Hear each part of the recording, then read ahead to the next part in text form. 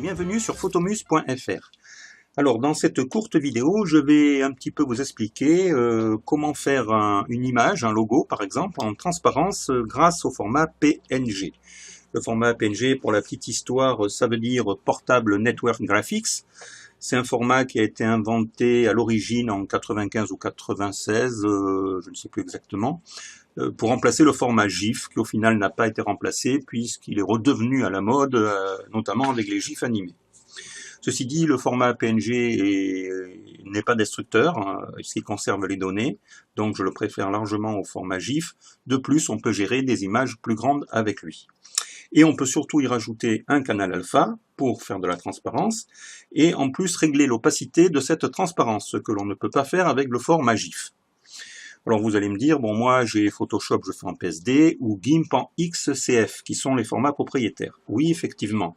Mais si vous envoyez ce genre de format à un de vos collaborateurs ou à quelqu'un qui veut incruster un logo sur une carte postale, par exemple, mais qui n'a pas d'outil spécifique, il ne saura pas le faire.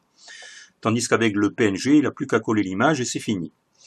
Donc, nous allons voir comment faire cette transparence. Nous allons ici dans Baguette Magique, parce que pour cette photo, c'est pas la peine de détourer avec les ciseaux intelligents ou autre.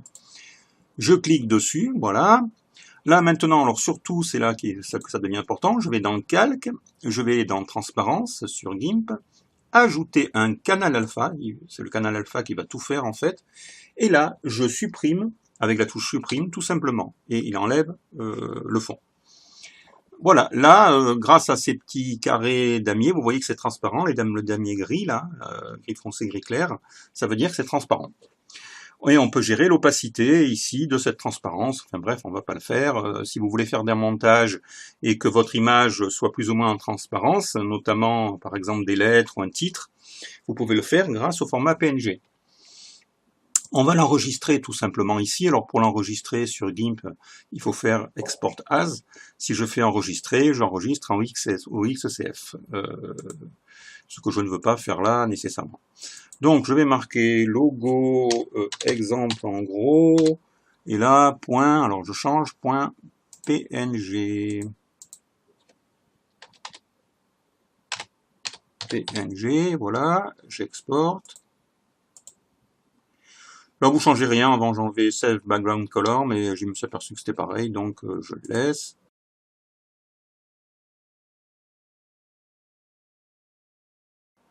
Elle est enregistrée, mon image, voilà. Maintenant, je ferme cette image.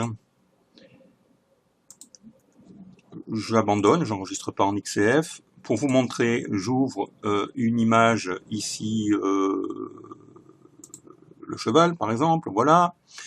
Alors dans GIMP, pour incruster, vous allez faire fichier, ouvrir en tant que calque, et là je vais rechercher l'image que j'ai faite tout à l'heure, logo GIMP avec le EX, il est là, PNG, voilà, normalement c'est bon, elle arrive ici.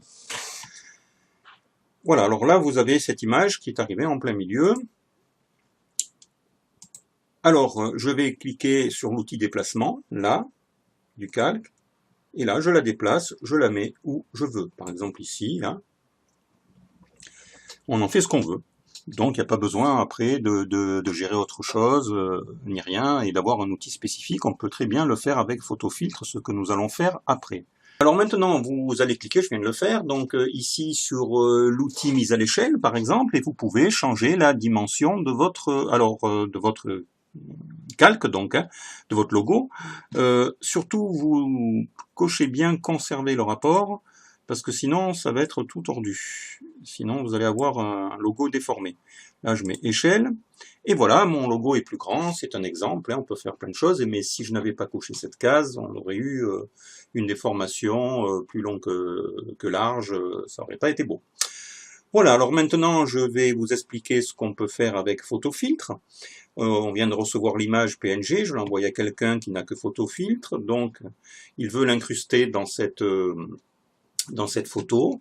Alors là, c'est pas la même chose. Bon, moi je le fais comme ça, mais il y a peut-être d'autres façons. J'ouvre l'image, je vais chercher l'image ici, logo exemple, celui-ci, voilà, c'est pareil. Donc là, je clique dessus, je fais copier, je peux la fermer, je me mets ici sur l'image, je fais coller, et là, j'ai mon logo qui apparaît. Je n'ai plus qu'à le bouger, tout simplement, hein, avec photofiltre, et je peux même le transformer, hein, l'agrandir pareil. Alors là, je vais dans, je crois, ça fait longtemps que je m'en sers plus, dans calque, transformation, et là, je vais mettre redimensionner le calque. Redimensionner le calque, alors là, c'est simple, petite barre, voilà, voilà. Et je viens d'incruster le logo dans cette photo. Bon, j'espère que cette petite vidéo sur le format PNG vous aura été utile et qu'elle vous motivera pour enregistrer dorénavant vos images au format PNG. Pas toutes bien sûr, mais celles qui peuvent être réutilisées pour l'insertion d'un logo avec une transparence par exemple. Je vous souhaite une bonne journée, je vous dis à bientôt sur photomuse.fr.